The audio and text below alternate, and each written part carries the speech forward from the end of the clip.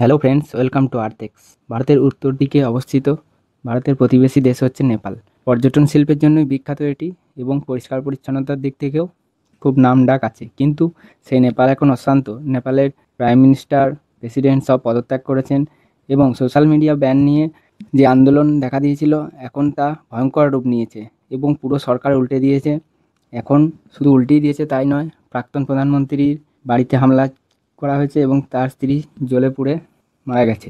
এছাড়াও গুরুত্বপূর্ণ যেসব বিল্ডিং আছে কাঠমান্ডুতে, যেমন হচ্ছে রাষ্ট্রপতি ভবন, সংসদ ভবন, এছাড়াও এক্স প্রেসিডেন্টের বাড়ি, এক্স প্রাইম মিনিস্টারের বাড়ি, মানে সমস্ত রাজনৈতিক ব্যক্তিদের বাড়ি হামলা চালানো হচ্ছে।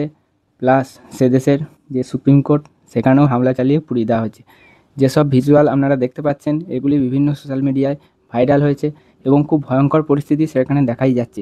এই যে চেঞ্জি প্রোটেস্ট বা ইয়াং জেনারেশনের প্রোটেস্ট এটি বলা হচ্ছে, কারণ 2000 সাল বা 2000 সালের পরে যাদের জন্ম হয়েছে, মানে যাদের বয়স 24-25 বছরের মধ্যে, তারাই বেশিরভাগ সোশ্যাল মিডিয়া ব্যবহার করে।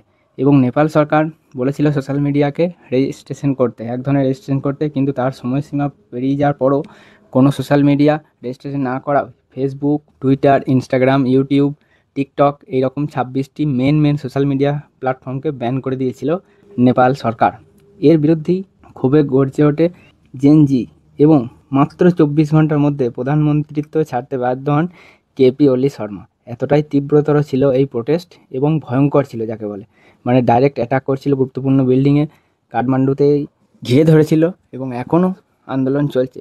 সেখানকার যিনি প্রাইম মিনিস্টার, সে রীতিমতো এই সবেমাত্র ফিরেছিল চীন সফর শেষ করে। আমি এখানে বলে রাখি, নেপাল এবং চীনের সম্পর্ক গভীর হয়েছে এবং কেপি ওলি শর্মাকে চীনের নিকটবর্তী প্রধানমন্ত্রী হিসাবে দেখা হয়। এর আগে যত প্রধানমন্ত্রী হয়েছে সব প্রথমে ভারত সফর করে, কিন্তু এইবারে প্রধানমন্ত্রিত্ব পেয়ে প্রথমে সে চীন সফর করেছিল। তারপর সেপ্টেম্বরের মাসে, মানে এই মাসেই ভারতে আসার কথা ছিল, কিন্তু তার হলো না।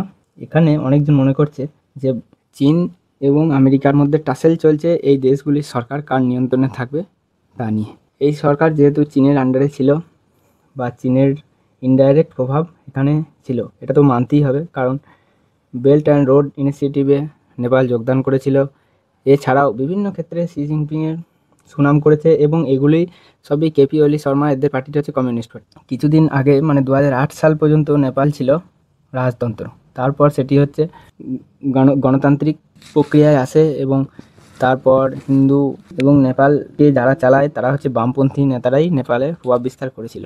এখানেই বলে রাখি, নেপালের অর্থনৈতিক অবস্থা খুব একটা ভালো নয়, কারণ নেপালে সে দেশের সাধারণ মানুষের আয় খুব একটি বেশি নয়, যেটি আপনারা গ্রাফে দেখতে পাচ্ছেন। এছাড়াও নেপালের মধ্যে করাপশন খুব বেশি আছে। প্রথমে রাজতন্ত্রকে হাঁটানো হয় এই জন্যই, যাতে সাধারণ মানুষের হাতে ক্ষমতা আসে, সাধারণ মানুষের হাতে পয়সা আসে এবং কোনো একটি বিশেষ পরিবার যাতে কোনো বিশেষ সুবিধা না পায়, বেশি ক্ষমতাবান না হয়ে পড়ে।